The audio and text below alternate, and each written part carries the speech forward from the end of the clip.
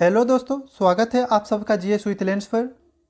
हम इस चैनल पर हर एक सब्जेक्ट को माइंड मैप के थ्रू कवर करेंगे, क्योंकि माइंड मैप एक ऐसे तरीके से हमारे दिमाग में इन्फॉर्मेशन को ऑर्गेनाइज करता है जिससे हमको टॉपिक समझने में आसानी होती है।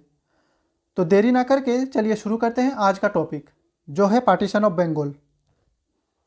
तो बंगाल का पार्टीशन 1905 में हुआ था। ये एक ऐसा इवेंट था जिससे इंडिया की पॉलिटिक्स और सोसाइटी पे बहुत बड़ा असर पड़ा। ब्रिटिशर्स ने बंगाल को डिवाइड कर दिया था और उसका क्या इफेक्ट हुआ था ये समझना बहुत ज़रूरी है। तो सबसे पहले देखते हैं background of partition of Bengal. तो इसको थोड़ा जूम कर लेते हैं। जब बंगाल का पार्टीशन किया गया था उस टाइम पर ब्रिटिश इंडिया के वाइसरॉय थे लॉर्ड कार्जन।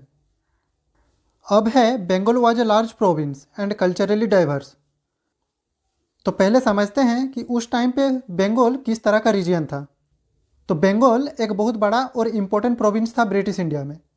बंगाल में हिंदू और मुस्लिम दोनों कम्युनिटीज़ बहुत ज़्यादा रहते थे और उनके बीच में कल्चर, लैंग्वेज और ट्रेडिशन काफ़ी अलग था। कलकत्ता ये प्रोविंस का कैपिटल था। इस रीजन को नेशनल मूवमेंट का दिल माना जाता था। अब बात करते हैं कि बंगाल को कैसे डिवाइड किया गया था, यानी कि डिवीजन ऑफ बंगाल। तो एक मिनट, इसको थोड़ा सेंटर में ले आते हैं। तो बंगाल को दो हिस्सों में डिवाइड किया गया। एक था ईस्टर्न बंगाल और दूसरा था western Bengal. Eastern Bengal Muslim majority था और ढाका को ईस्टर्न बंगाल का कैपिटल बनाया गया था। इस तरह ईस्टर्न बंगाल को एक सेपरेट प्रोविंस बना दिया गया जहाँ पर मुस्लिम्स की ज़्यादा पॉपुलेशन थी और उनको ये लगता था कि ये डिवीज़न उनके लिए फ़ायदे का होगा। अब बात करते हैं वेस्टर्न बंगाल की।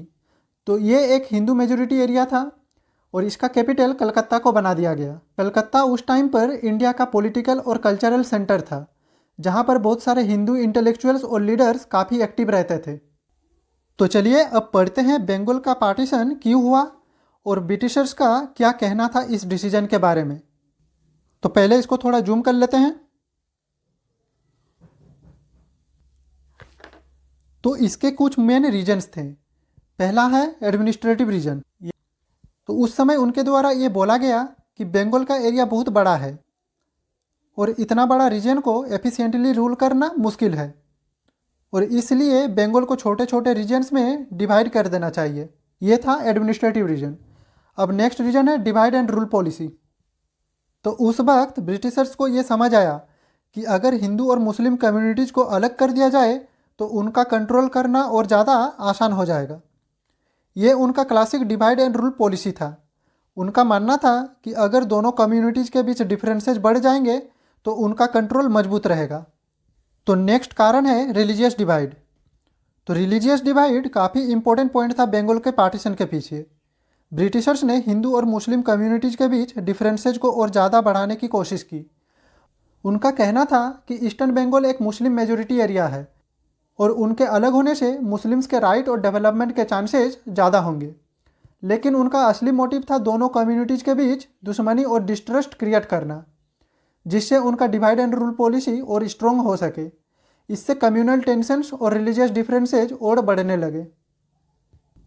अब बात करते हैं important dates of partition of Bengal. तो चलिए उसको थोड़ा जूम कर लेते हैं।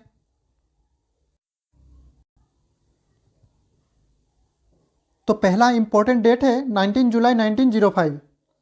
इस दिन लॉर्ड कार्जन ने बंगाल का पार्टीशन अनाउंस किया। अब है 16 अक्टूबर 1905। इस दिन बंगाल का पार्टीशन ऑफिशियली इम्प्लीमेंट किया गया और बंगाल को दो पार्ट्स में डिवाइड किया गया।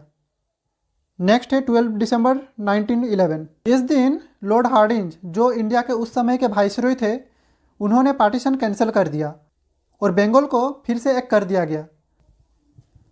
इसके साथ ही ब्रिटिश कैपिटल को कलकत्ता से दिल्ली इसी दिन शिफ्ट कर दिया गया। तो हमने अब तक ये जाना कि ब्रिटिशर्स ने बंगाल को क्यों डिवाइड किया और उनका मोटिव क्या था। अब हम बात करेंगे इंडियन नेशनल कांग्रेस की, जो बंगाल के पार्टीशन के खिलाफ बहुत बड़े प्रोटेस्ट में शामिल थी। तो चलिए बात करते हैं ऑपोजिशन टू द पार्टीशन। तो अब देखते हैं कि किस किस ने पार्टीशन के अगेंस्ट आवाज़ उठाई थी। तो सबसे पहले हुआ था स्वदेशी मूवमेंट। तो पार्टीशन के तुरंत बाद स्वदेशी मूवमेंट स्टार्ट हुआ था। ये मूवमेंट बंगाल में सबसे ज़्यादा पॉपुलर थी, जिसमें लोगों ने ब्रिटिश गुड्स का बॉयकॉट किया और मेड इन इंडिया प्रोडक्ट्स का प्रमोट किया। ये एक तरह से उन्होंने अपना प्रोटेस्ट दिखाया था। स्ट्राइक्स और रैलीज भी ऑर्गेनाइज हुई थी, जिसमें स्टूडेंट्स और वर्कर्स ने पार्टिसिपेट किया था। इस मूवमेंट में लोगों का एक ही डिमांड था, पार्टीशन को हटाओ और यूनिटी को बढ़ाओ। अब है role of Indian National Congress. तो इंडियन नेशनल कांग्रेस ने बंगाल के पार्टीशन के खिलाफ बहुत ज़्यादा प्रोटेस्ट किए। इन्होंने अपनी पॉलिटिकल स्ट्रेटेजीज और पब्लिक सपोर्ट का यूज करके ब्रिटिशर्स को ये बताया कि उनका डिसीजन गलत है। ये ओपोजिशन हमारी फ्रीडम स्ट्रगल का एक बहुत इंपॉर्टेंट पार्ट बना। इंडियन नेशनल कांग्रेस के लीडर्स की वजह से ही लोगों में एक नया जुनून और अपने देश के लिए एक नई आवाज़ उठी थी, जो आज तक हमारे लिए इंस्पिरेशन है। अब डिस्कस करते हैं लीडर्स इन ओपोजिशन, यानी कि कौन कौन से लीडर इस पार्टीशन के अगेंस्ट एक्टिवली पार्टिसिपेट किए थे। तो सबसे पहले बात करते हैं सुरेंद्रनाथ बनर्जी के बारे में। इन्होंने इस पार्टीशन का हार्ड ओपोजिशन किया। उनका कहना था कि ये पार्टीशन सिर्फ ब्रिटिशर्स के लिए फ़ायदे का है और हमारी यूनिटी को तोड़ रहा है। अरबिंदो घोष एक और रिवॉल्यूशनरी लीडर थे, जिन्होंने इस पार्टीशन को खुले तौर पर चैलेंज किया था और उन्होंने रेडिकल प्रोटेस्ट के थ्रू अपनी आवाज़ उठाई थी। अब है रविंद्रनाथ टैगोर। तो ये एक फेमस पोएट और सोशल रिफॉर्मर थे। उन्होंने अपनी पोएट्री के जरिए लोगों में यूनिटी का मैसेज दिया। उनका सॉन्ग आमार सोनार बांग्ला यानी कि माई गोल्डन बंगाल आज भी एक सिंबल है यूनिटी का। तो अब आप कमेंट बॉक्स में बताइए कि अगर आप उस टाइम के एक लीडर होते तो पार्टीशन ओपोज करने के लिए आप क्या अप्रोच एडॉप्ट करते। तो चलिए अब आगे बढ़ते हैं और बात करते हैं impact on society of partition of Bengal. तो एक मिनट दीजिए।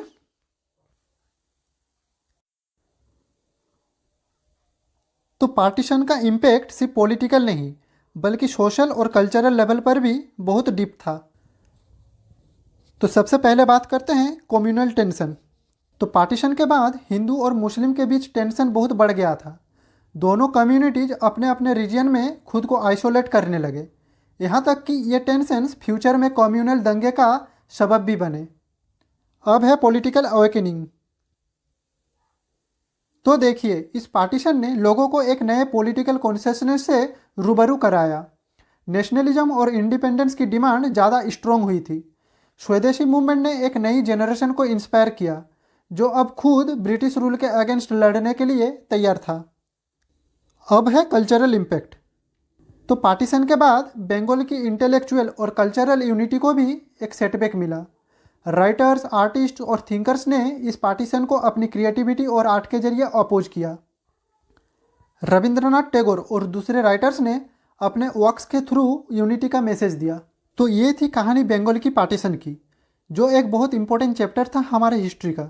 इससे हमें ये समझ मिलता है कि जब हम एक साथ होते हैं तो कोई भी हमारे बीच डिवाइड नहीं कर सकता। इस पार्टीशन के थ्रू हमारे नेशनल यूनिटी को एक नई जान मिल गई और ये हमारी आज़ादी के स्ट्रगल को और ज़्यादा स्ट्रॉन्ग बनाता गया। आशा करता हूँ कि आपको ये समझ आया होगा कि ये पार्टीशन सिर्फ एक पॉलिटिकल डिसीजन नहीं थे, बल्कि ये हमारे यूनिटी के लिए एक चैलेंज भी था। तो आज का ये वीडियो यहीं पे ख़त्म होता है। और इसी तरह से अगर माइंड मैप के जरिए आप लोगों को पढ़ना अच्छा लगता है तो please subscribe my channel. Thank you.